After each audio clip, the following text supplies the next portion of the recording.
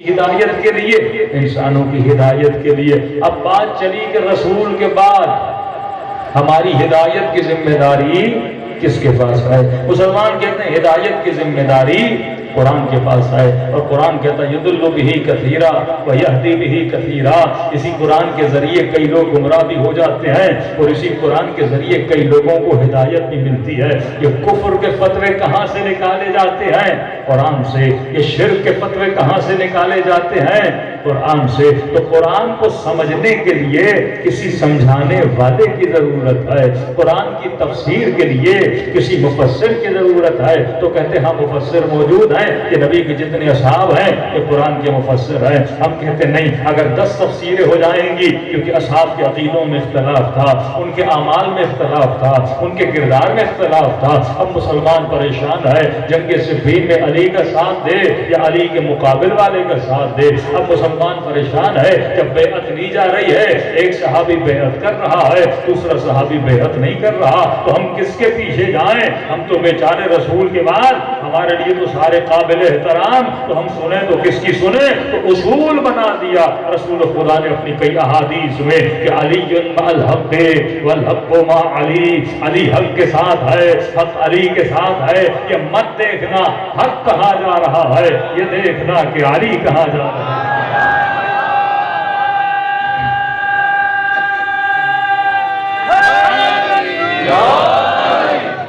اصول کو اگر فالو کرو گے، طاہر سیدھا سادہ مسلمان ہے، رسول خدا آئے دین لے کر، رسول خدا قرآن لے کر۔ یہ قرآن بھی کیا ہے؟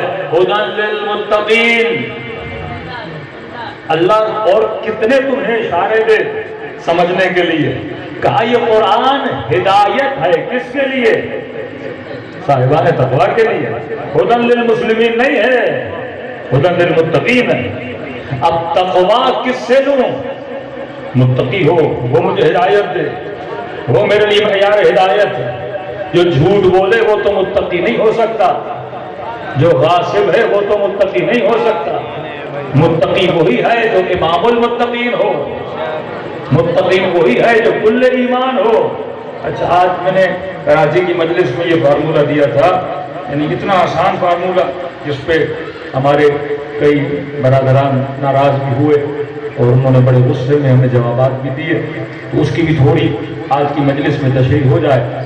میں نے کہا دیکھو، اللہ کی ڈیوٹی ہے انسان کو ہدایت دے۔ میرا کیا قصور میں 1400 سال بعد میں پیدا ہوا؟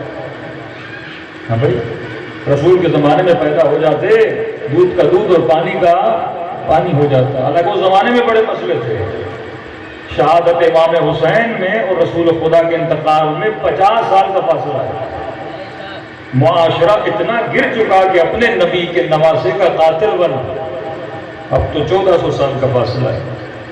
اب پروردگارا میرا قصور نہیں، میں 1400 سال بعد پیدا ہوا، نہ تیرے نبی کو دیکھا، نہ تیرے نبی کی آل کو دیکھا، نہ نبی کے اصحاب کو دیکھا۔ اب میں کروں تو کیا کروں؟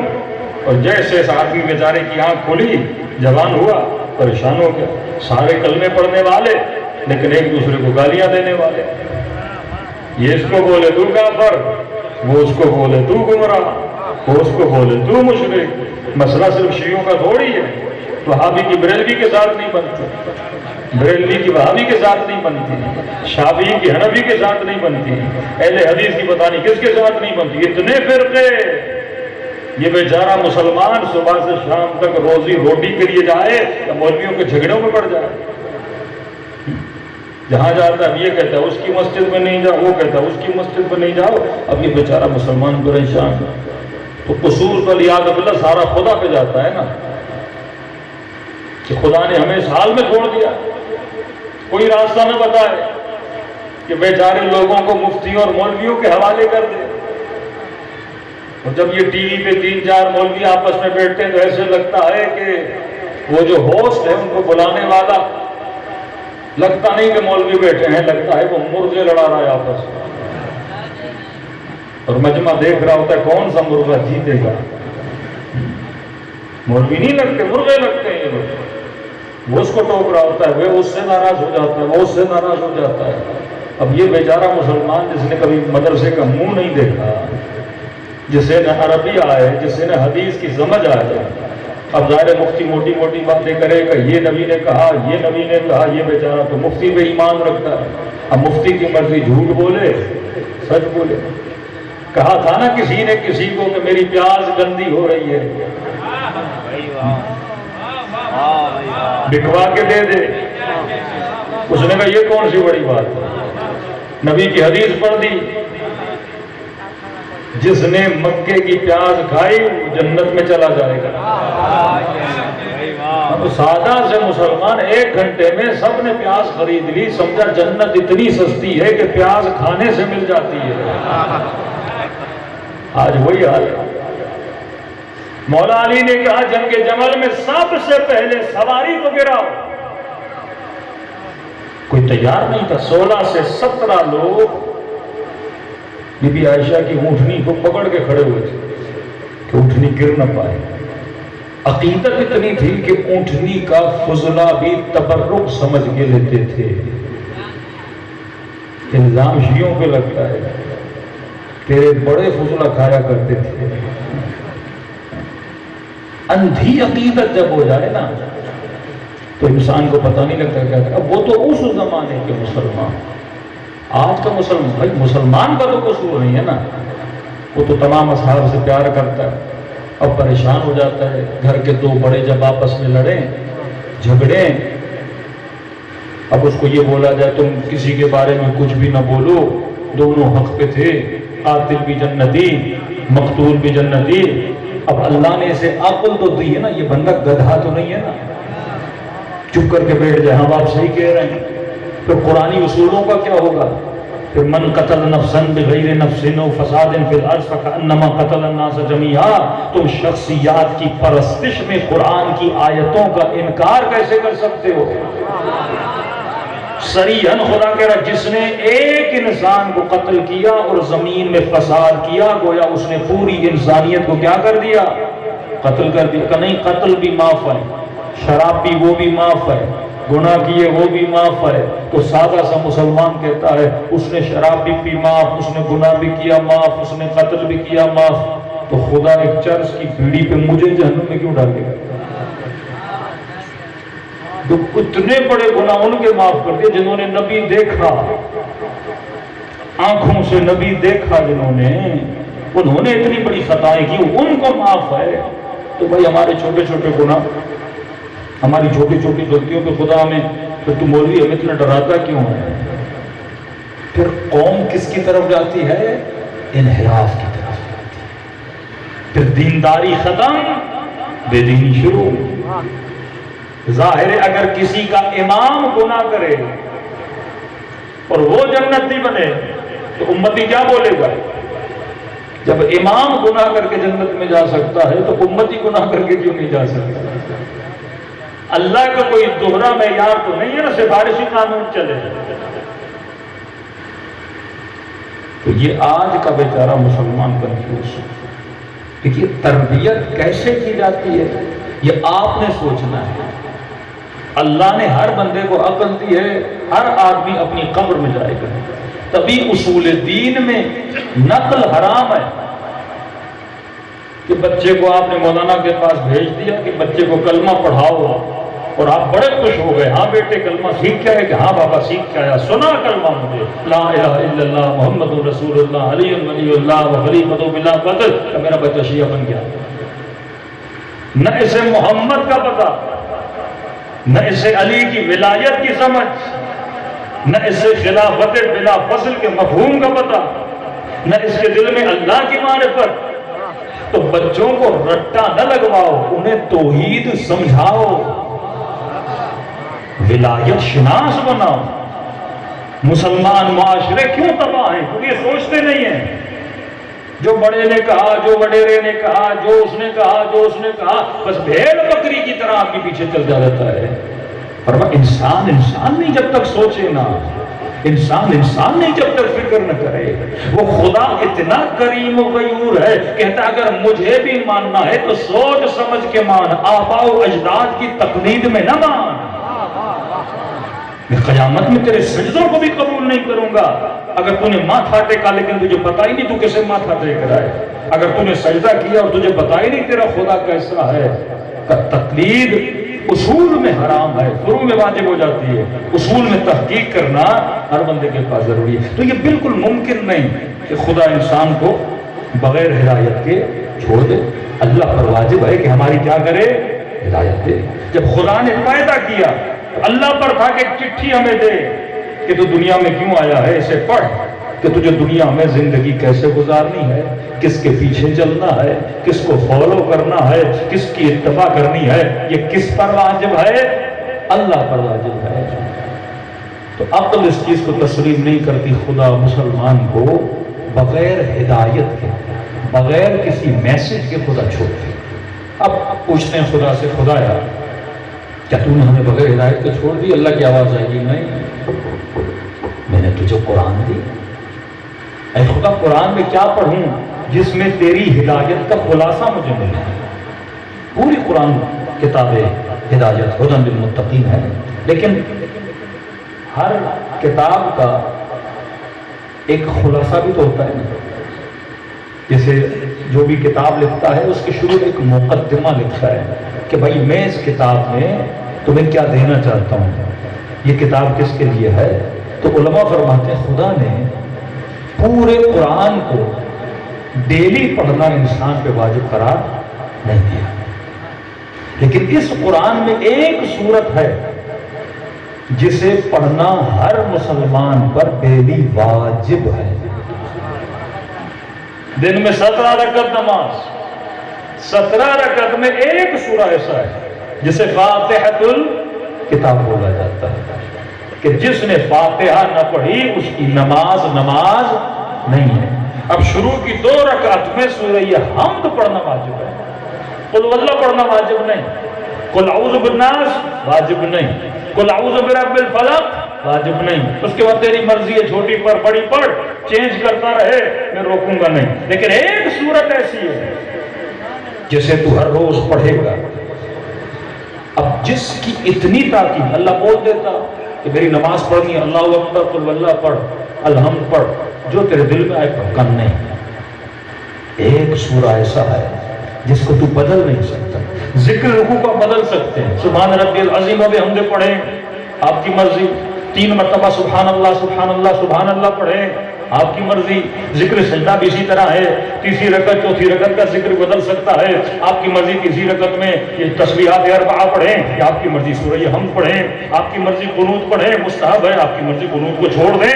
ان چیزوں میں اتنی پابندی نہیں ہے. لیکن سورہ حمد نہیں پڑھو گے تو نماز نہیں ہے. کیوں اتنی تاکید سورہ حمد کی؟ آج تک سوچا کسی نے؟ بتائے کوئی مفتی اور مولوی کہ سورہ حمد کی تاکید کہ سارا قرآن انسان کی ہدایت؟ بھائی ہدایت تو ہم نے کہا ہدایت نہیں ہے، لیکن اس پورے قرآن میں سے ایک پیراگراف، ایک سورت کو پڑھنا انسان پر واجب قرار دیا، کیونکہ اس سورہ حمد میں میری پوری زندگی گزارنے کا روڈ میپ لکھا ہوا ہے. اگر مسلمان سوچے، اگر غور و فکر کرے، واللہ اتنا آسان ہے لوگوں کو در اہل بیت بنانے. آج سب کے جوابات بھی دے دوں گا، اور کسی بھی برادر اہل سنت مفتی کو نہیں بتانا، شاید تمہیں مار بھی دے، لیکن یہ جو کوئی بھی مسلمان ہے نا، اسے کہنا بیٹھو اللہ نے ہمیں بنایا ہے، ہم دیکھتے ہیں خدا ہمیں روڈ میپ دے کہ خدا ہم دنیا میں کس کو فالو کریں، ہم کیا کریں، ہم دنیا میں کیوں آئے، تو کون ہے، میں کون ہوں، ذرا تعارف تو کرا. اللہ کو بتانا ہے نا میں کون ہوں، تو کون ہے، تو دنیا میں کیوں آیا، تجھے کہاں جانا ہے، دنیا میں آ کے کرنا کیا ہے. یہ سب کچھ کون بتائے گا؟ خدا بتائے گا. اور کس میں بتائے گا؟ سورہ حمد میں، کیونکہ اسی کو واجب کیا نا ڈیلی پڑھنا، ہر نماز میں پڑھنا. یہ سورت کتنی اہمیت ہے کہ ہر مسلمان پہ واجب ہے. مطلب صبح، دوپہر، مغرب، رات، شام، جب بھی اٹھو یاد کرو کہ تیری زندگی کا مقصد کیا ہے.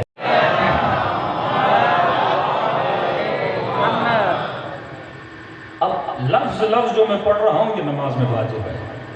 مطلب اس کا ایک لفظ اور حرف بھی آپ نے کھا لیا تو نماز نہیں ہوگی.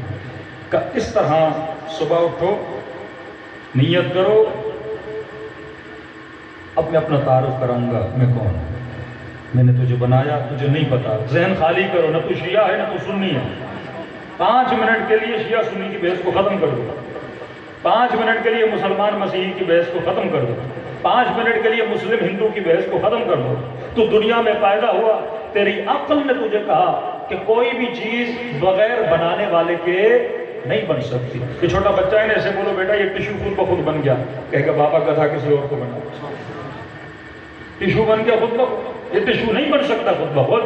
تو بچے کو بھی پتا ہے ایک چھوٹا سا ٹشو خود بخود بن نہیں سکتا، تو اتنا بڑا انسان خود بخود کیسے بن سکتا ہے؟ اب مجھے کس نے بنایا؟ یا تو کوئی دعویٰ کرے کہ میں نے تجھے بنایا، آج تک کسی نے دعویٰ نہیں کیا، یا کوئی اور خدا آ کے بولے میں نے تجھے بنایا۔ یہ ہندوؤں نے بھی جتنی مورتیاں بنائی، کرشنا کی، سیتا کی اور پتہ نہیں کس کس کی، انہوں نے نہیں بولا ہم نے بنایا، انہوں نے ان کو بنا کے بولا انہوں نے ہمیں بنایا۔ ورنہ کوئی اور خدا ہوتا اپنے نبی بھیجتا نا، کوئی اور خدا ہوتا اپنے ولی بھیجتا نا۔ آج پوری دنیا میں نبی کس نے بھیجے؟ ایک نے نا۔ وہ یہودی ہیں، ان کے پاس موسیٰ آئے اس نے، عیسیٰ آئے اس نے، محمد آئے اس نے، ابراہیم آئے اس نے۔ آج تک کوئی اور خدا ہوتا تو کم از کم اپنا ایک نبی تو بھیجتا۔ پوری کائنات میں دیکھ دیجئے کوئی خدا نہیں، یعنی کوئی ایسا خدا ہے بھی نہیں جس نے بولا ہو کہ بھائی 4 نبی میرے ہیں، ہمارا والا خدا بولے 6 نبی میرے ہیں، ایسا بھی نہیں ہے۔ جتنے نبی آئے سب نے کہا ایک ہے جس نے ہمیں بھیجا ہے۔ اب میں اٹھا، مجھے نہیں پتا میرا خدا کون ہے، اب اللہ نے میسج دیا سورہ حمد میں، یہ تیری زندگی کا روڈ میپ ہے، کہ کہو بسم اللہ الرحمن الرحیم۔ ترجمہ سمپل سا ترجمہ، شیعہ سنی دونوں کتابوں اٹھائیں، قرآن کا ترجمہ بالکل سمپل ترجمہ۔ شروع کرتا ہوں ترجمہ غلط کر رہے ہیں، شروع کرتا ہوں اللہ کے نام کی مدد سے۔ بسم اللہ اگر ہوتا نا باللہ الرحمن الرحیم، یعنی شروع کرتا ہوں اللہ سے جو رحمان ہے جو رحیم ہے، لیکن اس میں یہ نہیں کہ شروع کرتا ہوں اللہ سے، اس میں ہے بسم اللہ، شروع کرتا ہوں اسم خدا کی مدد سے جو رحمان ہے جو رحیم ہے۔ مطلب اسم خدا سے بندہ مدد مانگ سکتا ہے۔ یہ بھی ایک فلسفہ ہے نا، صرف اللہ سے مدد مانگو، لیکن اللہ شروع میں کہہ رہا ہے شروع کرتا ہوں اسم خدا کے مدد سے یا اسم خدا کے نام سے۔ مطلب جو جو اسم خدا ہے بندہ اس سے مدد مانگ سکتا ہے۔ کون خدا؟ اے خدا مجھے کیا پتا تو کون ہے؟ کہ میرا نام ہے اللہ۔ اب وہ اپنا تعارف کرا رہا ہے کہ پہچان میں کون ہوں، شروع کرو میرے نام سے جس کا نام ہے اللہ۔ اے خدا تو کیسا ہے؟ ذرا تعارف تو کرا، پتہ چل گیا آپ اللہ ہیں، لیکن آپ ہیں کیسے؟ کہا میں رحمان ہوں، میں رحیم ہوں۔ جو صفت خدا کو اپنی سب سے زیادہ پیاری ہے اسی صفت سے اپنا تعارف کروا رہا ہے۔ یہ نہیں کہا میں متکبر ہوں، کہا میں رحمان ہوں، میں رحیم ہوں۔ تو پہلا تصور جو خدا کا آتا ہے وہ رحمان اور رحیمیت کا۔ رحمان اور رحیم میں فرق ہے، 2 مرتبہ خدا نے ایک لفظ لایا، مادہ ایک ہی ہے، رحمان رحیم کا۔ کیا مطلب رحمان اور رحیم؟ کہ ایک خدا کی رحمت ہے عام، ایک خدا کی رحمت ہے خاص۔ عام رحمت میں سب پہ اپنا کرم کرتا ہوں، ایسا نہیں کہ میرے بادل برسے تو کہوں بادلوں کو گلی والوں کے گھر میں برسنا، دشمن علی کے گھر میں نہ برسنا، ایسا نہیں۔ ایسا بولوں کہ سنیوں کے گھر میں برسنا اور جو سنیوں کا مخالف ہے اس کے گھر میں نہ برسنا، ایسا بھی نہیں۔ ایسا بھی نہیں کہ بادلوں کو کہوں حسین کے گھر میں برسنا، یزید کے گھر میں نہ برسنا، نہیں۔ ایک میری رحمت عام ہے، اس زمین پہ گدھے سے لے کے گھوڑا، گھوڑے سے لے کے چونٹی، چونٹی سے لے کے انسان، جس کو میں نے پیدا کیا اس کے رزق کا بندوبست کرنا میری ذمہ داری ہے۔ میں یہ نہیں دیکھتا کافر ہے، بت پرست ہے، میں نے اسے جسم دیا، جسم کو بھوک دی، اب زمین سے اناج نکالنا میری ذمہ داری ہے۔ یہ نہیں کہ مسلمان زمین میں دانہ ڈالے تو 100 دانے بن کے نکلے اور ہندو ڈالے تو نہ نکلے، نہیں، لیس الانسان الا ما سعی، جو بھی محنت کرے گا سب کو دوں گا۔ ایک میری رحمت عام ہے سب کے لیے، دوسری میری رحمت خاص ہے، وہ ہر کسی کے لیے نہیں، اپنے خاص بندوں کے لیے ہے۔ مطلب شروع میں اللہ نے بتا دیا کہ میرے 2 رویے ہیں، ایک رویہ عام ہے، تجھے دوں گا دنیا میں بھیجا ہے، لیکن ایک رویہ کیا ہے؟ خاص ہے۔ اگر تو عبد خاص بنتا ہے تو میری خاص رحمتیں تیرے اوپر آئیں گی، جیسے میں نے سلمان پہ رحمتیں بھیجی، ابو ذر پہ رحمتیں بھیجی، کربلا والوں پہ رحمتیں بھیجی، نبی کی جنہوں نے سچے دل سے مدد کی میں نے ان کے اوپر اپنی رحمتیں بھیجی۔ تو سمجھو میں اللہ ہوں، کون اللہ؟ تو رحمان ہے، رحیم ہے۔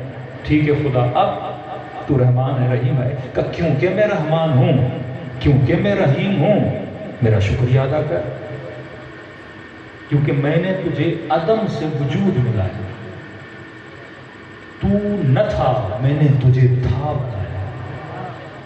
تجھے کون جانتا تھا؟ تیرا وجود ہی نہیں تھا، میں نے رحمانیت کی بیس پہ تجھے کیا کیا؟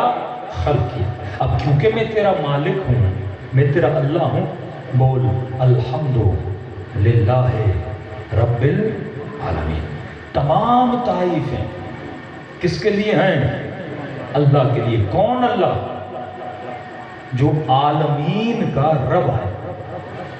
کہ اب جب درخت کو دیکھو نا تو درخت کی تعریف کرنے سے پہلے میری تعریف کرنا۔ اب جب آئینے میں اپنا چہرہ دیکھو نا تو اپنے حسن کو بہوا کرنے سے پہلے میری خلق کرنے پہ بہوا کرنا۔ اللہ فرماتے بڑا نمک شنگشناس ہے انسان کہ لوگوں کو دیکھتا ہے، پرندوں کو دیکھتا ہے، آسمان کو دیکھتا ہے، قدرت کو دیکھتا ہے۔ یہ سائنسدان کیا کرتے ہیں؟ کہتے کیا کہنا بادلوں کا، کیا کہنا درخت کا، کیا کہنا سمندروں کا، کیا کہنا اس گیلیکسی کے سسٹم کا۔ فرمایا عجیب بندہ ہے جسے دیکھ رہا ہے، اس کی تعریف تو کر رہا ہے پر بنانے والے کی تعریف نہیں کر رہا۔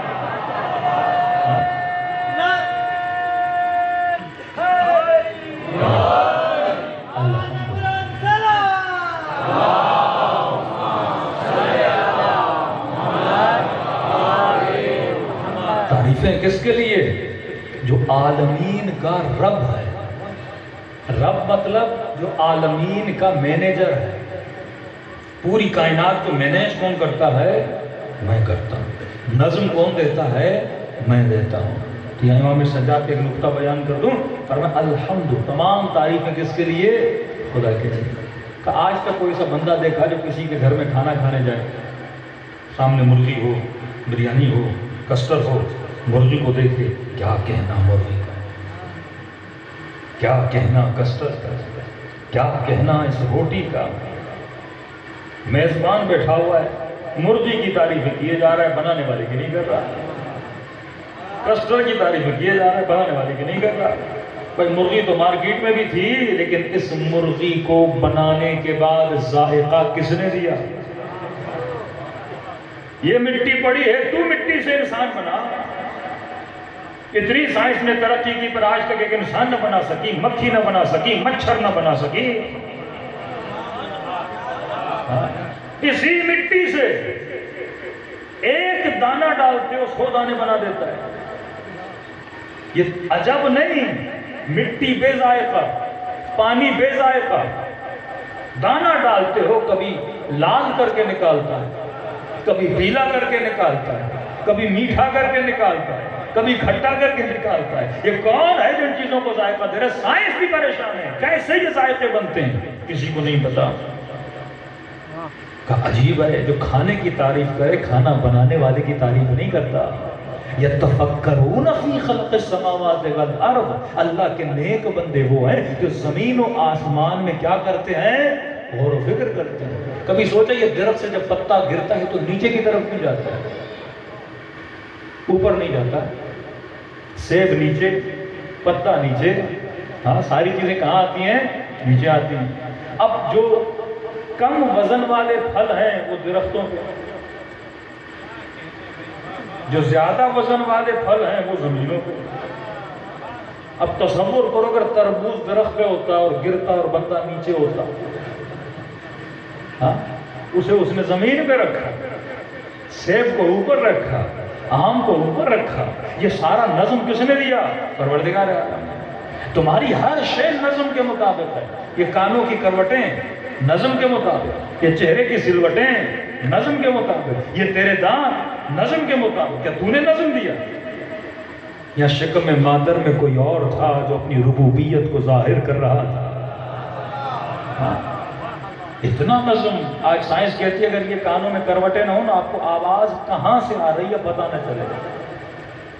اب ایک لاؤڈ یہاں، ایک آپ کے کان سمجھتے ہیں نا کہاں سے آواز آ رہی ہے، رائٹ سے آ رہی ہے، لیفٹ سے آ رہی ہے، لیکن جن بیچارے لوگوں کے کان سیدھے ہوتے ہیں نا، فلیٹ، کچھ بچے بیچارے ہوتے ہیں فلیٹ کان ہوتے ہیں، ان کو آواز تو آتی ہے پتہ نہیں لگتا کہاں سے آ رہی ہے، آگے سے آ رہی ہے، پیچھے سے آ رہی ہے۔ اور کئی لاکھوں ایسے انسان کے وجود میں اللہ نے چیزیں رکھی ہیں۔ کبھی سوچا تم لقمہ کھاتے ہو، کھانا کھاتے ہو، لقمہ نیچے جاتا ہے، کبھی ٹرائی کرنا الٹے ہو کے کھانا کھانا، یعنی ٹانگیں اوپر سر نیچے، پھر بھی کھاؤ گے نا لقمہ نیچے ہی جائے گا۔ ایسا نہیں لقمہ اوپر آئے، جس طرح زمین میں گریویٹی ہے خدا نے تیرے معدے میں بھی گریویٹی رکھی ہے، منہ سے جو چیز جاتی ہے وہ معدہ اس کو نیچے کی طرف کھینچتا ہے۔ یہ کھچاؤ کس نے دیا؟ الحمد، تمام تعریفیں اس خدا کی جو رب ہے، جو مینیجر ہے، اس کائنات کو مینیج کرنے والا اور عالمین کو مینیج کرنے والا۔ یہ نہیں کہ صرف تیری دنیا کو چلا رہا ہے، پورے عوالم جتنے بھی کائنات میں ہیں ان سب کا رب کون ہے؟ اللہ انفارمیشن دے رہا ہے تجھے کہ سمجھ تیرا خدا کون ہے، رحمان ہے، رحیم ہے۔ پھر کہا رب ہے، رب کا مطلب مینیجر ہے، کیونکہ رب ہے اس کا شکریہ ادا کر، اس کی تعریف کر، کوئی اور لائق تعریف نہیں، لائق تعریف خدا ہے۔ اپنے حسن کو دیکھ کے ناز نہ کرنا، اپنے مال کو دیکھ کے ناز نہ کرنا۔ اگر میں ہاتھ نہ دیتا تو کیسے کماتا، اگر میں دماغ نہ دیتا تو کیسے سوچتا۔ کل یہ نہ بولنا مجھے کہ اے خدا مال میں نے کمایا تجھے کیوں دوں، تجھے دماغ کس نے دیا تھا،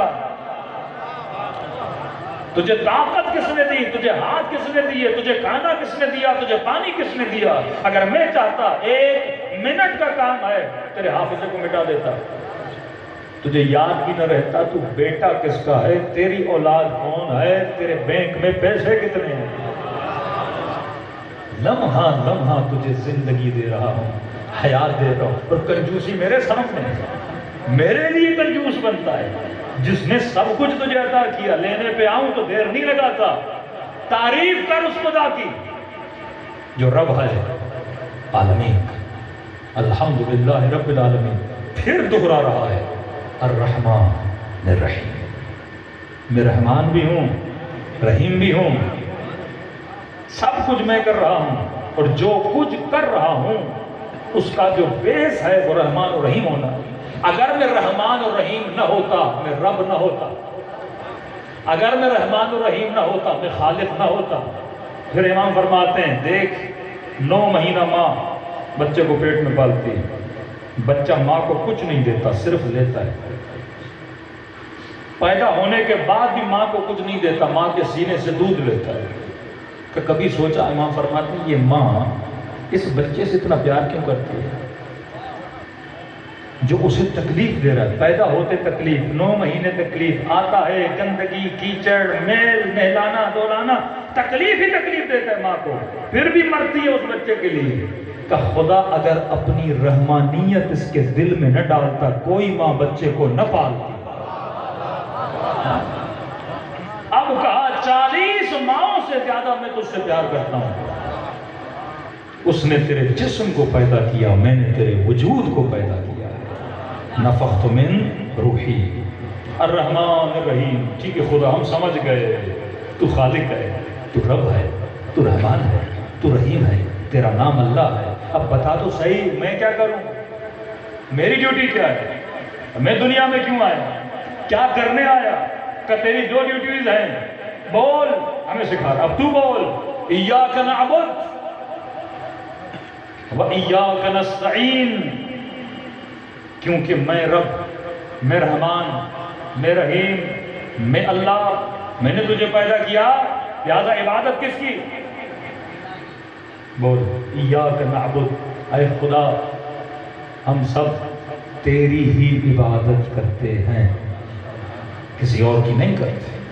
بندگی تیری، عبادت تیری، سجدے تیرے، رکوع تیرے، نمازیں تیری، سب کچھ تیرا۔ کہ خبردار کسی بت کو سجدہ نہ کرنا، کیونکہ وہ تیرا رب نہیں، میں تیرا رب ہوں۔ خبردار کسی اور کو سجدہ نہ کرنا، کیونکہ وہ تیرا اللہ نہیں، میں تیرا اللہ ہوں۔ دوسرا جملہ، تیری ہی عبادت کرتے ہیں۔ وَإِيَّاكَ نَسْتَعِينُ، عربی میں یہ بھی ہو سکتا تھا کہ تیری عبادت کرتے ہیں یا عبادت تیری کرتے ہیں، لیکن جب آتا ہے نا إِيَّاكَ نَعْبُدُ، اسے حصر بولتے ہیں، یعنی تیری ہی عبادت کرتے ہیں۔ بریکٹ لگا دینا کسی چیز کو نا، تیری ہی مطلب کسی اور کی نہیں، بس تیری ہی عبادت۔ اردو میں اگر بولا جائے نا یہ بہترین جملہ ہوگا کہ بس تیری ہی عبادت کرتے ہیں۔ وَإِيَّاكَ نَسْتَعِينُ، اور بس تجھ ہی سے مدد مانگتے ہیں۔ اب اس آیت کو پڑھ کے وہابی 4 فٹ اوپر چلا جاتا ہے، اور بس تجھ ہی سے مدد مانگتے ہیں، فوراً اٹیک کرتے ہیں شیعوں کو، شیعہ علی سے مدد مانگتا ہے، اور اللہ کہہ رہا ہے بس مجھ ہی سے مدد مانگو، یا بس ہم تجھ ہی سے مدد مانگتے ہیں۔ اور یہ شیعہ دیکھو علی سے مدد مانگتے ہیں، بچے کو بولا بس یہ مشرک ہو گئے، مارو ان کو۔ قرآن سمجھنا ہے تو اس میں غور کرنا ہے۔ کئی نوجوانوں نے کہا میں نے بہت اچھا نوجوان ہیں محمد علی مرزا صاحب، اچھا کام کر رہے ہیں، لیکن کئی بار وہ شیعوں پر بھی بات بول دیتے ہیں۔ میں کہتا ہوں کوئی بات نہیں، آپ بولنے دو، اس وقت اس کا مقابلہ ہم سے نہیں ہے، وہابیوں سے ہے۔ اور میں شیعوں کو بولتا ہوں اس بیچارے کو زیادہ ڈسٹرب بھی نہ کرو، کتنے محاذوں پہ بندہ لڑے گا، آپ کو جواب دے گا، ان کو جواب دے گا، فی الحال وہاں لگا ہوا اسے لگے رہنے دیجیے، فرصت میں ہم بھی کبھی کبھی ان کو جواب، یہ میں نے دیا تھا کراچی میں، بہت ناراض ہو گئے اور غصے میں انہوں نے میرا رپلائی بھی دیا، تو وہاں پہ میں نے جملہ کا میں نے کہا کہ سورہ حمد سمجھنی ہے، اگر جواب سورہ حمد میں نہیں ہے تو ہم پھر کسی اور سورت میں جا کے جواب لیں گے۔ انہوں نے کہا نہیں، مولوی عارف کاظمی نے کہا ہے کہ بس سورہ حمد کو قرآن کی دوسری آیت نہیں سننی، لہٰذا دوسری آیت پہ وہ منکر ہو گئے، تو جو دوسرے قرآن کو روانے وہ مسلمان ہی نہیں۔ ہم نے یہ نہیں بولا، ہم نے کہا اگر سورہ حمد میں خدا جواب نہیں دے رہا تو پھر ہمارا بھی عقیدہ تفسیر المیزان کی کہ قرآن کی ایک آیت دوسری آیت کو کیا کرتی ہے، تفسیر کرتی ہے، لیکن وہ تب جب یہاں پہ جواب موجود نہ ہو۔ ریپیٹڈلی جس سورت کو ڈیلی پڑھنا ہے وہ سورہ حمد میں، اور حمد میں ہی جواب ہونا چاہیے، کیونکہ ریپیٹڈلی میں پڑھ رہا ہوں۔ اب تشریح تبیین دوسری آیتوں میں ہو سکتی ہے، لیکن وہ تب جب یہاں مجھے جواب نہ ملے۔ اللہ ایڈریس بتا رہا ہے، میں اچانک کسی اور صفحے میں جا کے ایڈریس ڈھونڈوں، جب یہاں ایڈریس کمپلیٹ نہ ہو تو پھر مجھے کہیں اور جانا چاہیے۔ میں نے ایک سمپل سا سوال کیا، اکثر نوجوان آتے ہیں کہتے ہیں مولانا یہ وہاں بھی ہمارے پر اعتراض کرتے ہیں کہ ایاک نستعین، اے خدا ہم تجھ ہی سے مدد مانگتے ہیں، تو کب پھر مولانا ہم یا علی مدد کہتے ہیں، یا رسول اللہ مدد کہتے ہیں، پھر یہ شرک نہیں ہے؟ کیونکہ خدا نے کیا بولا کہ بولو، ہمیں بول رہا ہے نا کہ بولو ایاک نعبد، تیری ہی عبادت کرتے ہیں، تجھ ہی سے مدد مانگتے ہیں۔ میں نے کہا سمپل سی بات ہے، اعتراض آپ کا لاجیکل ہے، ویلڈ ہے، لیکن ہمارا بھی چھوٹا سوال ہے۔ اللہ نے کہا کہ بولو میں مطلب ہم تجھ ہی سے مدد مانگتے ہیں۔ میں نے کہا ایک چھوٹا سا سوال مفتی سے کر لو، کس چیز میں؟ ایک سوال ہے، اب کئی لوگ اس پہ غصہ ہو جاتے ہیں، یہ کیا بات ہے کس چیز میں؟ پھر میں نے سادہ سادہ مثالیں دی، اس پہ اور غصہ ہو گئے۔ میں نے کہا ایک سوال ہے نا، میں آپ کو بولتا ہوں بچے یہاں بیٹھو، کوئی بھی کام ہو کسی کو نہ بولنا، مجھے بولنا، تو بچہ بولے گا کہ مولانا ہر کام؟ ہاں بھائی ہر کام۔ مولانا مجھے واش روم جانا ہو، سسو آئے، آپ کو بولوں یا آپ کا سیکرٹری بیٹھا ہے اسے بولوں؟ میں بولوں گا نہیں یہ مجھے نہیں بولنا، مجمع ڈسٹرب ہوگا، یہ سائڈ والے کو بول دینا، کوئی اہم کام ہو تو سیدھی بات ہے نا۔ اب اگر ترجمہ یہ کیا جائے کہ میں یا ہم تجھ ہی سے مدد مانگتے ہیں، تو ایک چھوٹا سا سوال ہے، کس چیز میں؟ کس چیز میں خدا ہم تجھ ہی سے مدد مانگتے ہیں نا؟ کس چیز میں؟ ویسے تو ہر شے میں خدا مدد کرتا ہے، ہمارا عقیدہ ہے، اسباب کے ذریعے کرتا ہے، لیکن ہم آج اس بحث میں نہیں جا رہے۔ اللہ نے ایک سمپل سا جملہ کہا کہ ہم تجھ ہی سے مدد مانگتے ہیں۔ کس چیز میں؟ اگر یہ بولے ہر چیز میں تجھ ہی سے مدد مانگتے ہیں تو پھر میں نے سمپل سی بات کی، میں نے کہا پھر بچے کو ماں سے مدد نہیں مانگنی چاہیے، پھر شاگرد کو ٹیچر سے مدد نہیں مانگنی چاہیے، پھر مریض کو ڈاکٹر سے مدد نہیں مانگنی چاہیے، پھر رزق کی تلاش کے لیے ہمیں کسی اور سے مدد۔ یہ باتیں ان لوجیکل آپ کو لگیں گی، لیکن میں کہہ رہا ہوں کس چیز میں بھائی اللہ سے مدد مانگنی ہے؟ یہ بھی تو اللہ تعین کرے نا۔ وہ خالق ہے، وہ مالک ہے، میرا جسم بھی چل رہا ہے تو اس کی مدد سے چل رہا ہے، لیکن یہاں مانگنے کی بات ہے کہ ہم تجھ ہی سے مدد مانگتے ہیں۔ کس چیز میں؟ یہ جو تم نے فلسفے نکالے کہ زندہ سے مانگ سکتے ہیں، مردہ سے نہیں مانگ سکتے، اس سے مانگ سکتے ہیں، اس سے نہیں مانگ سکتے، وہ تو اپنے خیالات کہاں سے بیان کر رہا ہے؟ خدا نے تو یہ چیزیں نہیں بولی، زندہ اور مردہ کی پیسے اللہ نے تو نہیں دیے، تو پیسے چکائے خدا ہم تیری ہی عبادت کرتے ہیں اور تجھ ہی سے مدد مانگتے ہیں۔ کس چیز میں تجھ سے مدد مانگتے ہیں؟ تو فرمایا پچھلے جملے پہ غور کر۔ پچھلا جملہ ہے ایاک نعبد، ہم تیری ہی عبادت کرتے ہیں، تجھ ہی سے مدد مانگتے ہیں۔ کس چیز میں؟ کہ تیری عبادت کرتے ہیں اور تیری عبادت میں تجھ ہی سے مدد مانگتے ہیں۔ بات عبادت کی چل رہی ہے۔ پچھلا جملہ اگلا جملہ پچھلے جملے کی تشریح کے لیے آتا ہے۔ اے خدا تیری ہی عبادت کرتے ہیں اور تیری عبادت میں تجھ ہی سے مدد مانگتے ہیں، کیونکہ خالق تو، مالک تو، بندگی تیری۔ اب یہ بندگی میں نے کیسے کرنی ہے مجھے کون بتائے گا؟ تو بتائے گا نا۔ مجھے بت تو نہیں سکھائے گا، مجھے پنڈت تو نہیں بتائے گا، مجھے محلے کا مچھلی بیچنے والا تو نہیں بتائے گا۔ تیری عبادت کیسے کرنی ہے نہ میں اپنے ذہن سے تیری عبادت کروں گا، اس میں مدد کون کرے گا؟ تو کرے گا۔ اے خدا ٹھیک ہے، میں نے مان لیا میں تیری عبادت کرتا ہوں اور اس عبادت میں مدد کس سے مانگتا ہوں؟ تجھی سے مدد مانگتا ہوں۔ اب مدد تو کر، کیونکہ مدد میں نے کس سے لینی ہے؟ اللہ سے لینی ہے، اس کی عبادت میں، اس کی بندگی میں۔ اب بتا میں کس طرح تیری عبادت کروں؟ تو کہا بول اہدنا الصراط المستقیم، اے خدا مجھے ہدایت دے۔ کس پر؟ صراط مستقیم پر۔ یہ اللہ کی مدد ہے جو خدا کر رہا ہے۔ یہ روٹ اور راستہ کون بتا رہا ہے؟ پروردگار عالم بتا رہا ہے۔ اے خدا مجھے ہدایت دے صراط مستقیم پر۔ پھر سوال پیدا ہوا، اے خدا صراط مستقیم کیا ہے؟ یہ حیدرآباد کراچی کا روڈ ہے، میرپور خاص ٹنڈو دایار کا روڈ ہے، یہ ہے کیا صراط مستقیم؟ یہ بھی تو بتا کہ میں خود بتاتا جاؤں گا، تو بس غور کرتا جا، میں تیری مدد کر رہا ہوں۔ اہدنا الصراط المستقیم، مجھے کس پہ چلا؟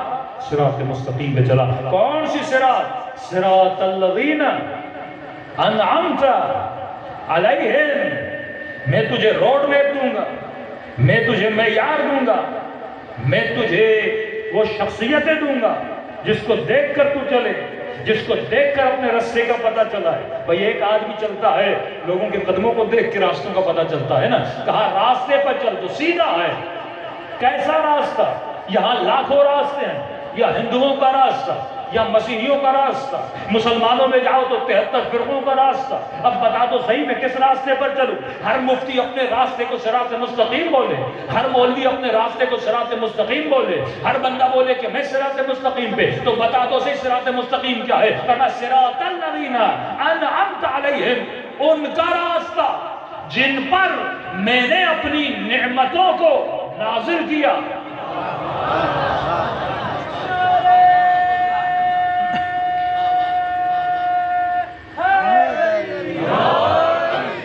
میں نے نعمتوں کو نازل کیا۔ ایک وہابی نے بولا کہ عارف کاظمی نے توہین صحابہ کی ہے۔ میں نے کہا کسی کا میں نے نام تو نہیں دیا، تو اپنے اوپر کیوں لیتا ہے؟ میں نے سمپل سا قرآن کا ترجمہ کیا، قرآن کے ترجمے بھی توہین ہے تو اس میں کچھ نہیں کر سکتا۔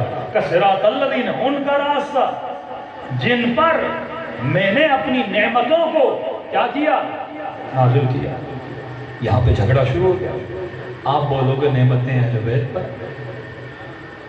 آپ کا دشمن بولے گا نعمتیں میرے ابا پر، ہاں وہ بولے گا نعمتیں میرے بزرگوں پر، وہ بولے گا نعمتیں میرے بزرگوں پر، پھر الجھن ہو گئی نا، کن پر تیری نعمتیں؟ میں نے کہا اگر ایاک نستعین کا جرنل ترجمہ کرو گے تو تجھ ہی سے مدد مانگتے ہیں، جب تک یہ جواب نہ ہو کہ کس شے میں تجھ سے مدد مانگتے ہیں، جواب ہونا چاہیے عبادت میں۔ یہاں پر بھی انعمت علیہم، ان کا راستہ جن پر میں نے اپنی نعمتوں کو نازل کیا۔ کون ہے وہ جن پہ تو نے اپنی نعمتوں کو نازل کیا؟ اچھا یہ بتاؤ، دنیا میں کوئی ایسی جاندار چیز ہے جو یہ بولے کہ میرے اوپر اللہ کی نعمت نہیں؟ مچھر پر بھی اللہ کی نعمت، مکھی پر بھی اللہ کی نعمت، گدھے پر بھی اللہ کی نعمت، مسلمان پر بھی اللہ کی نعمت، شہید پر بھی اللہ کی نعمت، مومن پر بھی اللہ کی نعمت، صحابی پر بھی اللہ کی نعمت، اہل بیت پر بھی اللہ کی نعمت، نبی پر بھی اللہ کی نعمت۔ اب تو بتا میں کس کے راستے پہ چلوں؟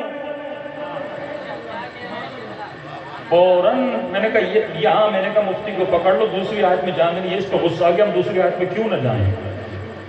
یہ مولوی قرآن کا مخالف ہے، میں قرآن کا مخالف نہیں، میں کہتا ہوں جواب خدا سورہ حمد میں نہ دے، جواب اس کا کلیئر نہ ہو تو اس کی تفسیر کے لیے دوسری آیت میں جاؤ۔ جب جواب خدا سورہ حمد میں دے رہا ہے تو کہیں اور کیوں جا رہے ہو؟ تو فوراً قرآن کی دوسری آیت پڑھتے ہیں، کن پر اللہ نے نعمتوں کو نازل کیا؟ صالحین پر، شہداء پر، صدیقین پر۔ پھر بولتے ہیں صدیقین میں صدیق کون ہے، صالحین میں صالح کون ہے، شہداء میں شہید کون ہے، پھر اپنے نام فٹ کرتے جاتے ہیں۔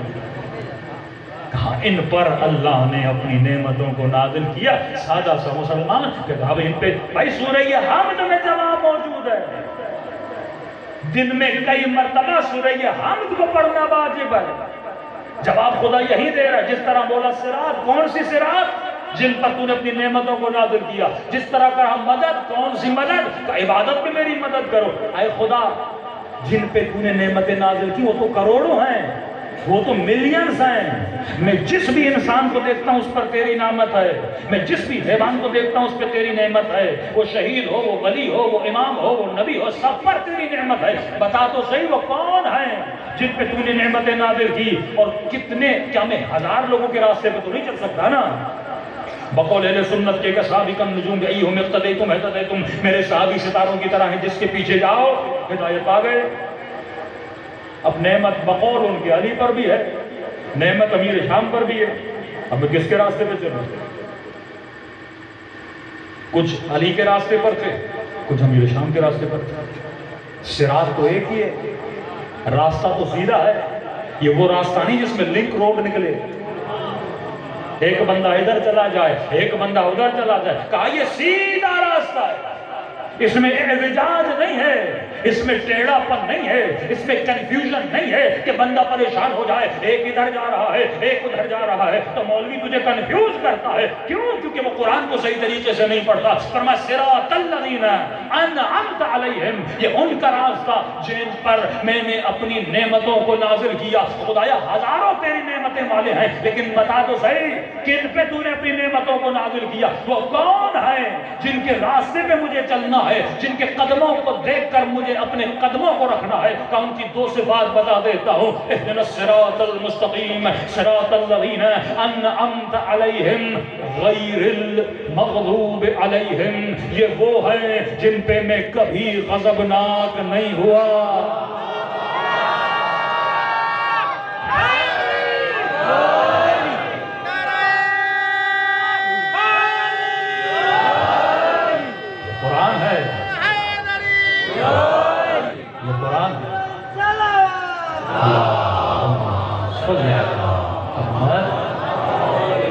یہ حدیث نہیں قرآن ہے۔ صراط الذین، اللہ اگر تشریح نہ دیتا سورہ ہم کو وہیں پہ ختم کر دیتا، تو آگے جملہ کیوں بیان کر رہا ہے؟ ایک ایک لفظ جب خدا بیان کرتا ہے تو مسلمان کے لیے باعث ہدایت بھی ہے اور زندگی کے لیے روڈ میپ بھی ہے، اور اللہ نے رول ماڈل بھی بتا دیے کہ انعمت علیہم، یہ کون ہے انعمت علیہم؟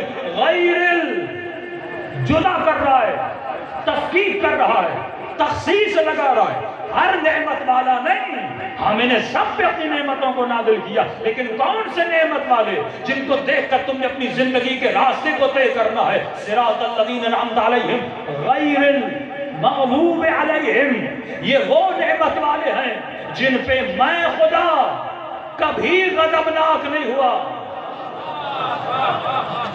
اب جاؤ قرآن کی دوسری آیتوں میں اور دیکھو خدا کن پہ غضبناک ہوتا ہے.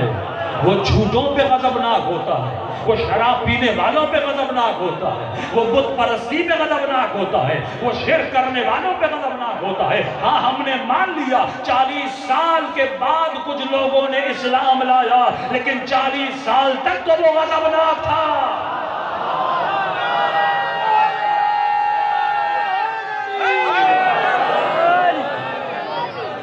40 سال تک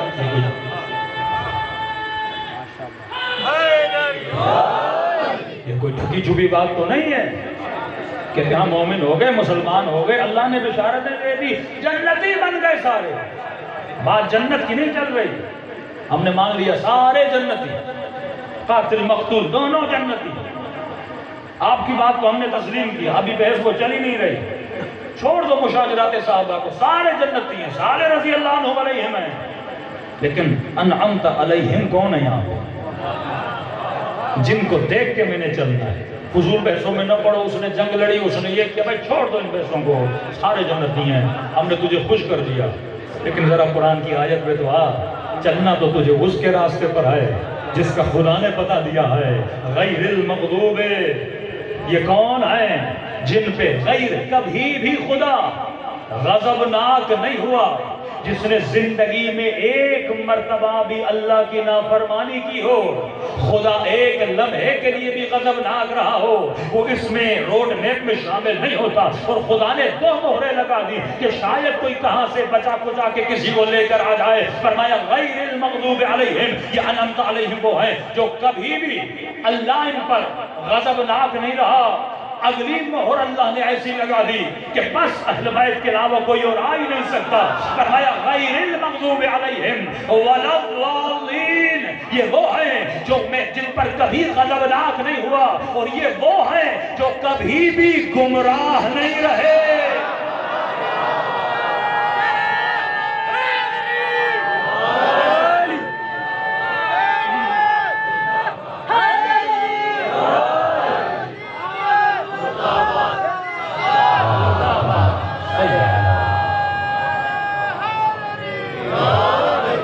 روزانہ الحمد پڑھے پر اہل بیت کے راستے پہ نہ چلے.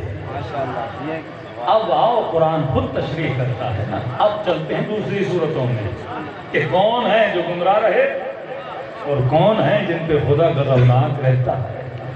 کہا انما یرید اللہ یذهب عنکم الرجس اہل البیت ویطہرکم تطہیرا. عصمت آ گئی. یہ وہ ہیں جو کبھی رجس کے قریب نہیں جاتے، مطلب یہ کبھی بھی اللہ کو غضبناک نہیں کرتے. پھر آؤ آئے مباہلہ میں کہ جن کو دیکھ کر مسیحی یہودی بھاگ جائیں، جو نفس نبی قرار پائیں، جو وجود نبی قرار پائیں، کہ وہی ہیں جو کبھی گمراہ نہیں ہوتے. تاریخ اسلام تمہارے سامنے ہے، آنکھیں کھول کے پڑھو گے تو ہدایت ملے.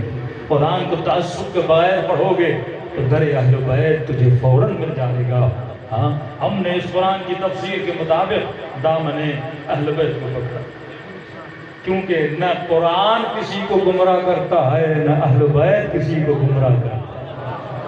یہ دو وہ چیزیں ہیں پر میں اگر تھام کے رکھو گے لن تضلوا بعدی ابدا. بار بار گمراہی کی باتیں رسول کیوں کر رہے ہیں؟ عربی میں جہاں جہاں لام نون آ جائے نفی ابد ہے. کبھی بھی میرے بعد گمراہ نہیں ہوگے اگر تم نے 2 چیزوں کو پکڑ لیا. ایک دامن قرآن، دوسرا دامن عطرت رسول خدا صلی اللہ علیہ وآلہ وسلم. صلی اللہ علیہ وسلم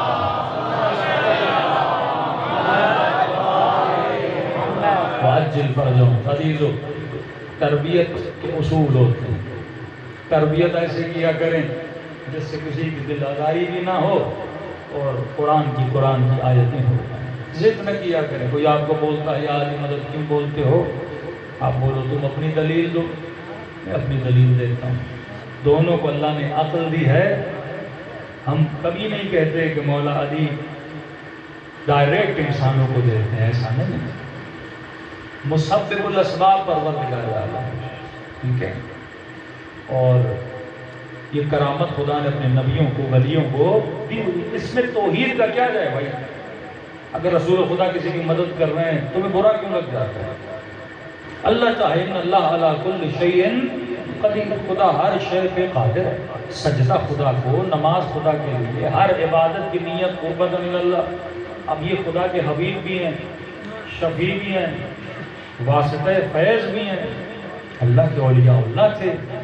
لہذا یہ صحیح ہے کہ ہمیں نظر نہیں آتے, ہم انہیں دیکھ نہیں پاتے, لیکن آپ کیسے بول سکتے ہو کہ ارواح جو ہیں بس اوپر ہیں, ان کا نیچے کوئی ناطہ رشتہ نہیں ہے؟ یہ قرآن کی کوئی آیت لاؤ کہ ارواح کا دنیا سے لینا دینا نہیں ہوتا. ہم سب مانتے ہیں رسول خدا کا جسم مدینے میں ہے, مولا علی کا جسم اطہر نجف میں ہے, امام حسین کا جسم اطہر کربلا میں ہے, لیکن ان کی روح ہر جگہ جا سکتی ہے نا. روح جو ہے وجود مجرد ہے, وہ احاطہ رکھتی ہے. اب اللہ کی مرضی جس کا احاطہ جہاں تک ہو, اسی طرح اس کے کروڑوں ملائک ہیں, میکائیل ہے, اسرافیل ہے, جتنے ملائک ہیں. جب خدا اپنے ملائکوں کو پاور دے سکتا ہے کہ اپنے نبی کی روح کو پاور نہیں دے گا؟ یہ اللہ کے معاملات ہیں. اس میں آپ کیسے طے کرتے ہو کہ نبی مدد نہیں کر سکتا؟ کوئی قرآن کی آیت لاؤ جس میں اللہ نے بولا ہو کہ میرے نبی سے مدد نہ مانگو. ایک آیت لاؤ, یہ ایاک نعبد ایاک نستعین پڑھتے ہیں, اس کے علاوہ ان کے پاس کوئی بھی آیت نہیں ہے. پھر اس میں جب ہم سوال کرتے ہیں کس چیز مدد مانگو تو غصے میں آ جاتے ہیں. یہ کیسا الوجیکل سوال ہے؟ اب بچہ ماں سے مدد نہ مانگے, بیمار ڈاکٹر سے مدد نہ مانگے, تو جس طرح تیرے لیے ان لوجیکل ہے نا کہ یہ پوچھے ہی کوئی نہ کہ ڈاکٹر سے مدد کیوں مانگوں, تو میرے لیے بھی ان لوجیکل ہے جب تو بولتا ہے کہ علی سے مدد نہ مانگو, رسول سے مدد نہ مانگو. کیوں نہ مانگے رسول خدا؟ جب تک زندہ ہو مدد مانگ, دنیا سے چلے گئے تو مدد نہیں مانگ سکتے. بھائی زندہ کو اگر میں نائی سے بھی مدد مانگ سکتے, کوئی کمال تھوڑی ہے نبی کا. زندہ ڈاکٹر بھی اس سے مدد مانگوں, نائی سے مدد مانگوں, کسی نے مدد مانگو. یہ کون سا کمال رسول ہے؟ کمال رسول یہ ہے کہ زندہ بھی ہو تو مدد کرے, زندہ نہ بھی ہو تو مدد کرے.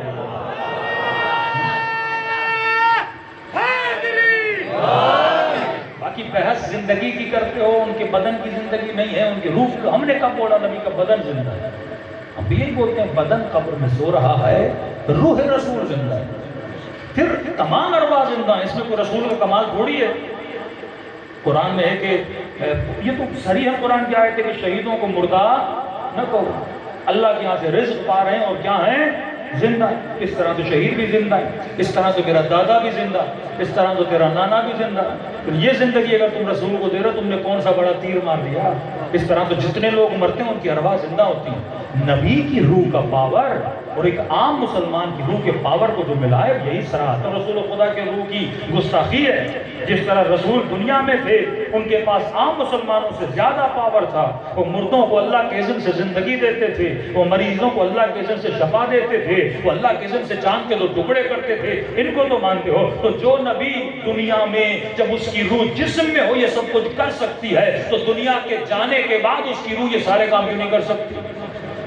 اصل اذن خدا ہے. یہ تم کیسے طے کرو گے خدا اسے اذن دے گا اسے اذن نہیں دے گا؟ اللہ کی طاقت ہے, وہ جسے چاہے اذن دے. اور ہمارا عقیدہ ہے وہ ولیوں کو, انبیاء کو یہ اذن دیتا ہے. جب ملائکوں کو طاقت دے سکتا ہے تو کیا اپنے رحمت للعالمین نبی کو طاقت نہیں دے سکتا؟ صلوات پڑھے محمد و آل محمد.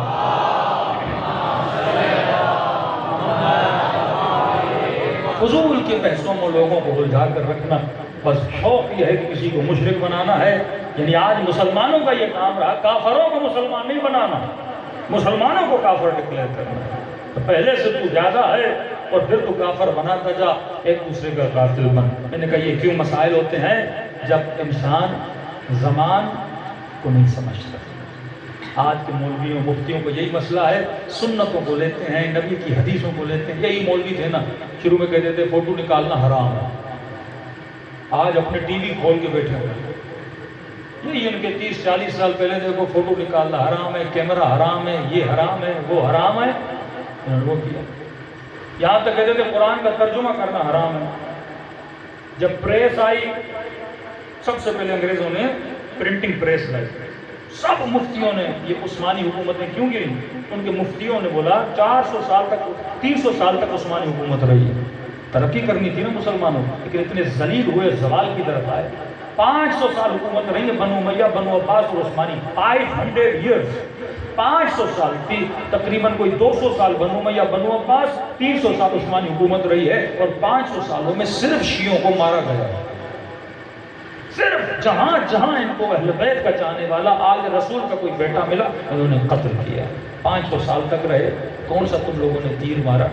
پریس کلب بنی جب انگریزوں نے بنائی، انہوں نے کہا کہ چھپائی حرام ہے، ہاتھ سے لکھا، اور انگریز چھاپ چھاپ کے کتابیں چھاپ کے پورے معاشرے کو انہوں نے کہاں پہنچا دیا؟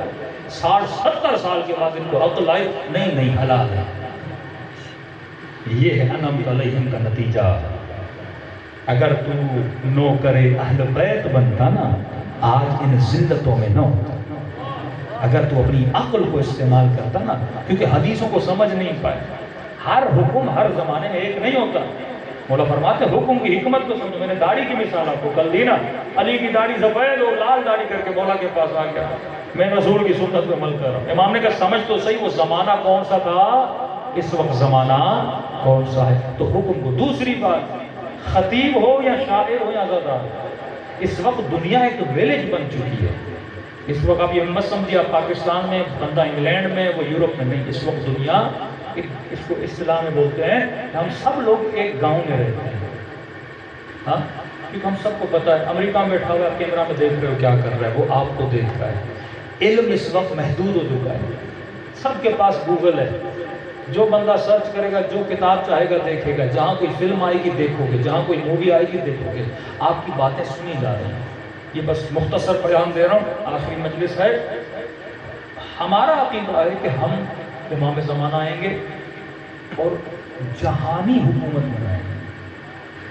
یہ نہیں کہ مولا صرف مکہ مدینے میں اسلامی حکومت، پوری دنیا پر قرآن کا وعدہ ہے نا، یرثھا عبادی الصالحین، میں بالآخر زمین کا وارث کسے بناؤں گا؟ عباد الصالحین کو بناؤں گا۔ امام کا لقب کیا ہے؟ یا ابا صالح المہدی، مولا کا لقب ہے۔ امام پوری دنیا میں آئیں گے نا، تو ایک شیعہ کی فکر میر پور خاص تک محدود نہیں ہونی چاہیے، آپ کا ہر کام بھی جہانی ہونا چاہیے، آپ کی فکر جہانی ہونی چاہیے۔ ہماری مجلسیں 1-2 دن تک محدود نہیں ہونی چاہیے، مجلسیں آپ کی بڑی لیول پہ ہونی چاہیے۔ ہم کیوں ہر مجلس میں مولا علی کو چند لوگوں کے سامنے مقابلے میں کھڑا کر دیتے ہیں؟ علی کا مقابلہ پورے جہاں سے تھا، علی کا پیغام پورے جہاں کے لیے تھا، علی کی ولایت پورے جہاں کے لیے ہے۔ میری مجلس بھی ایسی ہو، میری گفتار بھی ایسی، جس میں میں بولوں کہ علی کائنات کے لیے کیا پیغام لے کر آئے، جب لقب مولا کائنات ہے۔ تو نوحیں بھی ہمارے ایسے ہونے چاہیے، انٹرنیشنلی اس میں پیغام ہونا چاہیے۔ ہمارے کام، ہماری گفتگو صرف یہ نہ ہو کہ میں اپنے گاؤں والوں کے لیے بات کروں اور ان سے ہی لڑتا رہوں۔ 1600 کتابیں صرف لکھی گئی ہیں، 1600 کتابیں، صرف یہی خلافت اور ولایت کے اختلافات، 1600 کتابیں۔ آج کسی سے بولا جائے نا مجھے ایک کتاب دو ایسی مولا علی کی جس میں پیش کروں اور جس میں پوری دنیا والوں کے لیے میسج ہو، یہودی بھی پڑھے تو سیکھے، ہندو بھی پڑھے تو سیکھے، اور سب لوگ مولا علی سے کیا ہوں؟ انسپائر ہوں۔ تو آپ کے کام جہانی ہونی چاہیے، آپ کی گفتگو سب کے لیے ہونی چاہیے، کیونکہ ہماری ڈیوٹی ہے، کیونکہ ہمارے امام آئیں گے اور پوری دنیا میں حکومت کو نافذ کریں گے، اور میں نے اس امام کے لیے کیا کرنی ہے؟ تیاری کرنی ہے۔ تو تیاری صرف ایک گاؤں کی نہیں ہونی چاہیے، تیاری عالم دنیا کے لیے ہونی چاہیے۔ تبھی یہ بچہ جب اسکول میں جائے، اس کو بولو کہ بیٹے تم یہ نہیں سوچو کہ اپنے شہر میں ٹاپ کرو، تجھے دنیا کا ٹاپر بننا ہے، ایسے بنو کہ دنیا کا مقابلہ کرے۔ یہودی کیوں کامیاب ہے؟ یہودی دنیا میں سب سے کم ہے، لیکن انہوں نے نگاہ پوری دنیا پہ۔ ہماری سوچ اس پہ کہ سندھ کی حکومت مل جائے، وہ کہتے ہیں پنجاب کی حکومت مل جائے، اسی پہ ہمارے حکمران لڑ کے مر کے انہوں نے ملک کو تباہ و برباد کر دیا۔ لیکن خمینی کی سوچ کیا تھی؟ انہوں نے صوبے کا نہیں سوچا، پوری دنیا کا سوچا، اور کیونکہ دشمن امام خمینی کی سوچ کو سمجھتا تھا. سارے عرب ملکوں کو اسرائیلیوں نے اور امریکنس نے ڈرایا ہوا ہے کہ خمینی نے تو پوری دنیا پہ حکومت اسلامی لانی تھی، تو ڈرو یہ کہیں تمہارے اوپر بھی آ کے حاکم نہ ہو جائے. تو بحرین میں، ابو ظبی میں، دبئی میں ہزاروں کی تعداد میں امریکن سولجرز وہاں پہ بیسز بنا کر بیٹھے، صرف اس ڈر کی وجہ سے کہ کہیں شیعہ یہاں پر بھی نہ آ جائے. فکر امام حسین کو امام خمینی نے پھیلانے کی کوشش کی اور کامیاب ہوئے. لبنان میں کامیاب ہوئے الحمدللہ، یمن میں، سیریا میں. وہ یہ نہیں کہتے شیعہ حکومت ہو، کبھی قطعاً یہ ہمارا نظریہ نہیں کہ پاکستان میں شیعہ حکومت بنے، نہیں، اسلامی حکومت بنا، اسلام کے نظریے پہ حکومت بنا. اتحاد، شیعہ سنی آپس میں مل کے جزئی اختلافات کو ختم کرو، کلیات پہ ملو. باقی جو اختلافات ہیں وہ ڈسکشنز کے ساتھ سولوبل ہیں. میں تجھے بتاؤں گا یا آپ میرے موقف کو مانو گے یا نہیں مانو گے. یہ کیا بات ہے میرا موقف اچھا نہیں لگتا گولی مار دو، مجھے آپ کا موقف اچھا نہیں گولی مار دو. نہیں، رسول خدا یہودیوں کے ساتھ بیٹھتے، مشرکوں کے ساتھ بیٹھتے. رسول نے کبھی ایسا اپنا لہجہ نہیں اختیار کیا. فرمایا اختلافات جتنے علمی ہیں علمی، لیکن نگاہ جہاں پہ ہونی چاہیے. جب مسلمان جہانی نگاہ رکھے گا تب خدا امام زمانہ کا ظہور کرے گا. جب اس کی نگاہیں چھوٹی چھوٹی ہوں گی امام کا پھر کبھی ظہور نہیں ہوگا. کربلا کو ایک واقعہ نہ بنا کہ بس مظلومیت امام حسین، ایک مظلوم امام کر کے امام حسین کو پیش کرو، ایک لاچار امام کر کے امام حسین کو پیش کرو، ایک مجبور امام بنا کے امام حسین کو پیش کرو. واللہ ایسا نہیں ہے. حسین مجبور نہیں تھا، حسین اپنے اختیار سے کربلا گیا تھا. جو کچھ کیا اپنے اختیار سے امام حسین نے. کربلا شجاعت کا نام ہے، کربلا ثبات قدم کا نام ہے. اگر امام حسین کا پیغام پورے یونیورس اور دنیا کے لیے نہ ہوتا، مولا کیوں ایک مسیحی کو کربلا لے کر گئے؟ کیا ضرورت تھی؟ وہب قلبی جو مسیح مولا لے گئے. مولا کیوں ایک سنی کو، زہیر کو کربلا لے گئے؟ کیا یہ پیدائشی شیعہ تھے؟ نہیں، زہیر عثمانی تھا، وہب قلبی مسیحی تھا. مولا بچہ لے گئے، جوان لے گئے، کالے رنگ والا جون لے گئے. مطلب کربلا وہ میدان ہے جہاں جس مذہب و مکتب کا بندہ چاہے آ سکتا ہے. یہاں تفریق مذہب و مکتب نہیں ہے. پورے عالم اسلام میں امام چاہتے تھے اہل بیت کا کام ہے دنیا کو مینیج کرنا. یہ اللہ کے ولی ہیں اور دنیا کو کیسے چلانا ہے یہ یا رسول جانتا ہے یا آل رسول جانتے ہیں. میں ایک چھوٹا سا سپاہی بن کے ان کی مدد کر سکتا ہوں اپنے علم کے ذریعے، اپنے اخلاق کے ذریعے، اپنے کردار کے ذریعے. تو صرف اپنے گھر کا نہیں سوچو، سوچ بلند رکھو کہ میں فکر اہل بیت کو پوری کائنات میں پھیلاؤں گا. اب اس فکر اہل بیت میں کیا ہے؟ مولا کی حکمت ہے، مولا کا علم ہے، مولا کا اخلاق ہے. علی کے وہ فرامین یاد کرو جس سے سب لوگ فائدہ لیں. وہ باتیں مولا کے لوگوں کو سناؤ تاکہ دنیا کو محسوس ہو ایسی شخصیات اللہ نے مسلمانوں کو دی تھی. لیکن ایک ایک کر کے مسلمانوں نے اپنے ہادیوں کو یا زہر دے کے مارا، یا تلواروں سے مارا، یا تیر و نیزے سے مارا.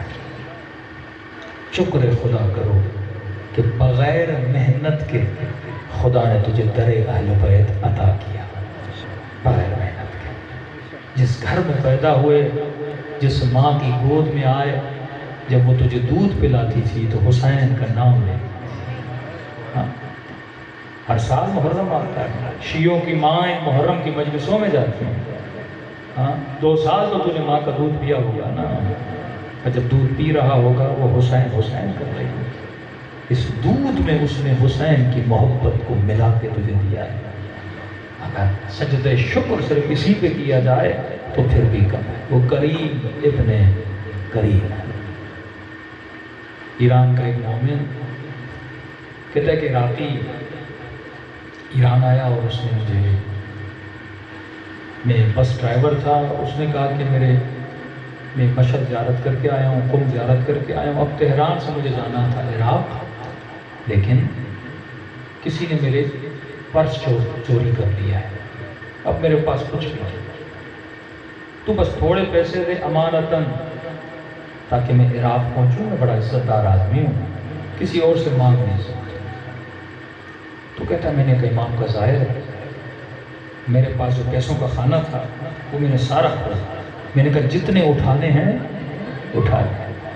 کہ اس کی جتنی ضرورت تھی اس نے پیسے اٹھا، میں نے کچھ اور پیسے بھی اس کو دیے. اس نے کہا جب بھی عراق آؤ یہ میرا ایڈریس ہے، یہ میرا گھر ہے، میں تمہیں واپس دوں گا.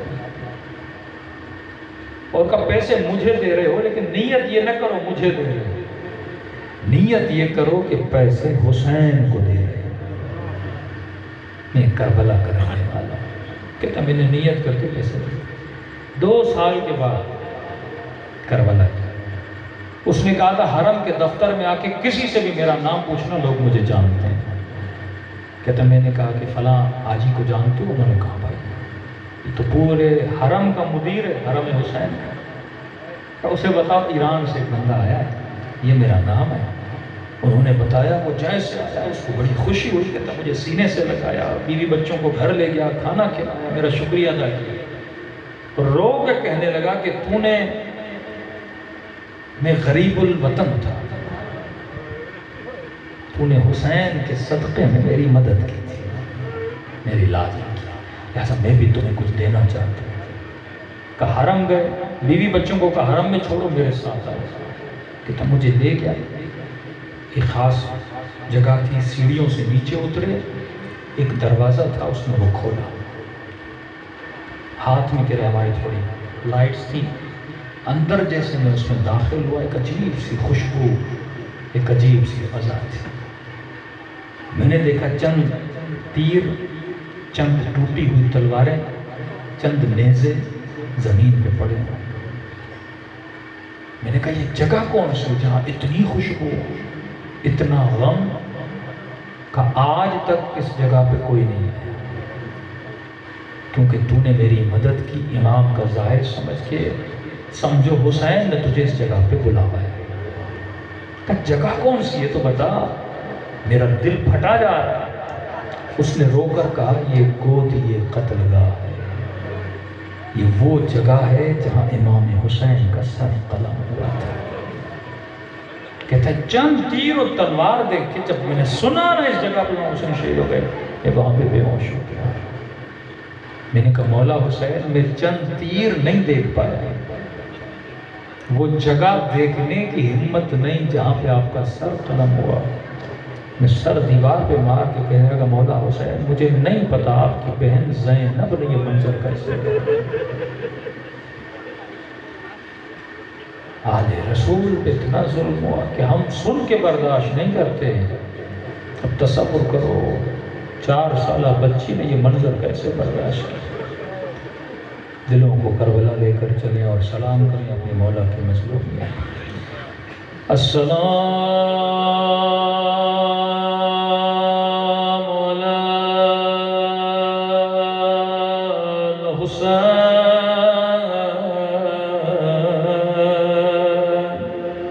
وعلی علی ابن الحسین وعلی اصحاب الحسین وعلی اولاد حسین. سب مل کے السلام علی الحسین وعلی علی ابن وعلی اولاد الحسین وعلی اصحاب. سب مل کے السلام علی الحسین وعلی علی ابن وعلی اولاد الحسین وعلی اصحاب.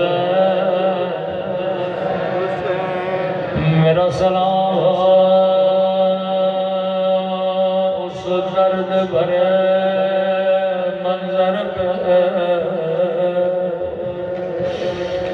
جب حسین گھوڑے سے اتر کر دو کٹے ہوئے بازو اٹھائے تھے بازووں کو چوم کے کہا عباس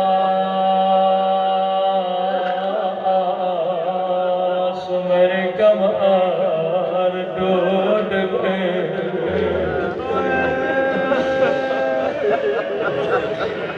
باب الحوائج غازی عباس خدا کو عباس کا واسطہ دو دعا کبھی رد نہیں ہوگی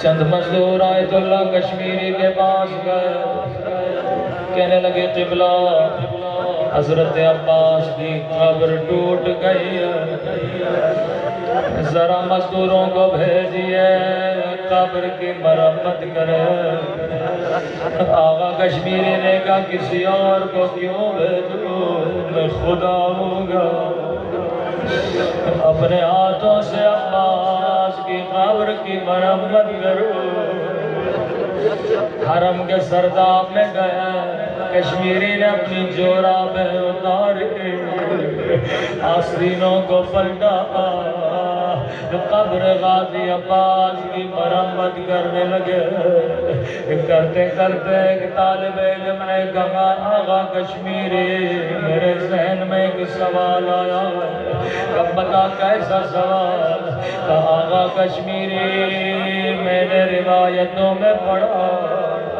غازی عباس کا قد بہت بڑا تھا جب گھوڑے پہ بیٹھتے تھے پاؤں زمین پہ لگتے تھے کہا میری سمجھ میں نہیں آتا جس کا قد بڑا ہو اس کی قبر اتنی چھوٹی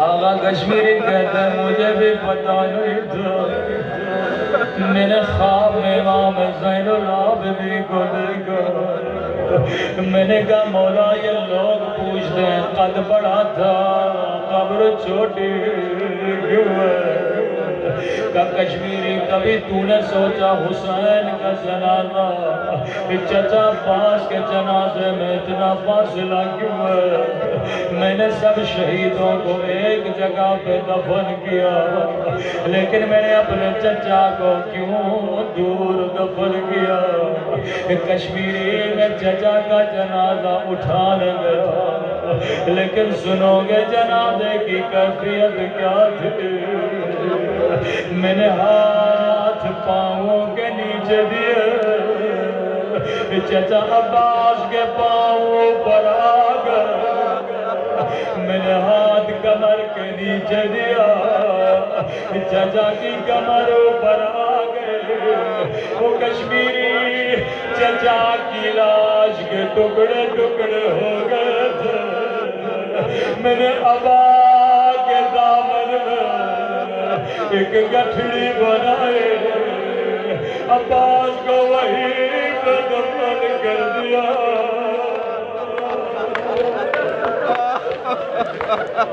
آئے باب آواز تھوڑی بڑھا دیں امام حسین کی خدمت میں فرمایا مولا حسین مجھے اذن جہاد دیجیے امام نے فرمایا عباس تو میرے لشکر کا سپہ سالار سر جھکایا مولا اب کوئی لشکر نہ رہا عباس میں تجھے روکتا نہیں لیکن زینب کو تجھ پہ بڑا ناز جا اگر زینب اجازت دے میں بھی نہیں رکوں گا بڑے ادب سے بی بی زینب کے خیمے میں آئے آقا زادی غلام ملنے آیا جیسے خیمے میں داخل ہوئے زانوے ادب لگا کے بیٹھ گئے. بی بی نے کہا عباس میں سمجھ گئے کیوں آئے ہو. جب بھی کوئی خیموں میں بی بی روتی ہے میں کہتی ہوں گھبرانے کی ضرورت نہیں, میرا عباس زندہ ہے. بچے روتے ہیں کہتی ہوں گھبرانے کی ضرورت نہیں, قمر بنی ہاشم زندہ ہے. عباس میں تجھے روکتی نہیں, لیکن عباس میری کچھ باتیں سنتا جا, جی میری آقا نہ دے. عباس بابا علی کی حکومت تھے, میرا قافلہ کوفہ شہر میں پہنچنے والا تھا. بابا نے کہا حسن رات ہونے دو, جب بازار بند ہو جائے, جب لوگ اپنے گھروں میں چلے جائیں, پھر زینب کی سواری کو لا لو. عباس آدھی رات کا وقت شہر کے دروازے پہ میری سواری رکی, بابا علی میرا استقبال کرنے آئے. بابا نے اونٹ کی مہار کو تھاما, سواری توری آگے بڑھے. بابا نے کہا زینب ذرا ہماری کا پردہ ہٹانا. عباس میں نے پردہ ہٹایا. بابا نے کہا زینب غور سے دیکھو یہ کوفے کا بازار. عباس میری سمجھ میں نہیں آیا, بابا بازار مجھے کیوں دکھا رہے ہیں. پھر سواری آگے بڑھی کہ زینب پردہ ہٹا. میں نے پردہ ہٹایا کہ زینب یہ کوفیوں کے گھروں کی چھتیں ہیں. عباس پھر بھی میری سمجھ میں نہیں آیا. ایک مرتبہ میری سواری کو روکا کہ زینب بیٹی پردہ ہٹا. میں نے پردہ ہٹایا. کہا زینب یہ کوفے کا چوک. عباس اب میری سمجھ میں نہیں آیا. میں نے کہا بابا امام ہے, میں غیب جانتے. بابا مجھے بازار کیوں دکھا رہے ہو. بابا مجھے کوفے کا چوک کیوں دکھا رہے ہو. عباس بابا نے میری سواری کو بٹھایا. ایک مرتبہ میرے ہاتھوں کا بوسہ لینے لگے, میرے سر کا بوسہ لینے لگے. رو کر کا زینب یہی بازار ہوگا, وہ تیرے ہاتھوں میں رسیاں, تیرے سر پہ چادر نہیں ہوگی. عباس میری سمجھ میں کچھ بھی نہیں. میں نے کہا بابا امام علم غیب جانتے ہو. بابا میں اعتراض نہیں کروں گی, لیکن میرا ایک سوال ہے. بابا جس بھی بہن کا ایک بھائی ہو اس کا بھی کوئی نام نہیں رہتا. بابا اللہ نے مجھے 18 بھائی دیے. اللہ نے مجھے حسن جیسا, اللہ نے مجھے حسین جیسا, اللہ نے مجھے عباس جیسا. بابا نے رو کر کا زینب اس وقت کوئی نہ رہے گا. ایک مرتبہ کا عباس کھڑا ہو جا.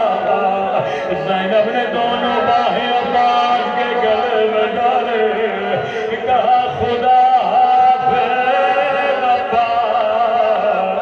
اب میں زینب سمجھ گئے میری چادر لٹنے کا وقت قریب ہے. میرے ہاتھوں میں رسیاں بدلنے کا وقت قریب ہے. اے خدا